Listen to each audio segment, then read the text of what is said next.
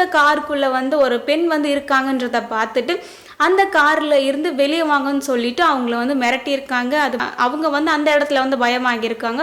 So 2 பேருமே வந்து காரை விட்டு வெளியே வரல. அந்த சமயத்தில் வந்து அந்த 3 பேர் என்ன பண்ணியிருக்காங்கன்னா கத்தியால் வந்து அந்த கண்ணாடியை வந்து உடைச்சிருக்காங்க. அண்ட் கல்லாலுமே வந்து அந்த கண்ணாடியை வந்து உடைச்சிருக்காங்க. காரில் இருந்த அந்த 2 பேருமே வந்து தாக்கியிருக்காங்க. அந்த காரில் இருந்த அந்த ஆண் நண்பரை வந்து கத்தியால் வந்து தலையில் வந்து வெட்டியிருக்காங்க. ஸோ அவருமே வந்து காயம் அடைஞ்சிருக்காரு. அந்த மாணவியை வந்து வலுக்கட்டாயமாக அந்த கார்ல இருந்து இழுத்துட்டு வந்து அந்த மாணவியை ஒரு ஆள் இல்லாத இடத்துல வந்து வச்சு கேங் ரேப் பண்ணியிருக்காங்க.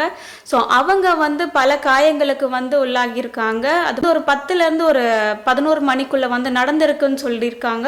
காயமடைஞ்ச அந்த ஆண் நண்பர் வந்து போலீஸ்க்கு வந்து ஒரு தகவலை வந்து தெரிவிச்சிருக்காரு.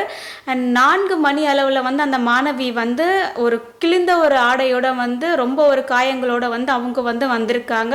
ஸோ போலீஸ் வந்து அவங்கள வந்து ஹாஸ்பிட்டலில் வந்து அட்மிட் பண்ணியிருக்காங்க ட்ரீட்மெண்ட்டுக்காக.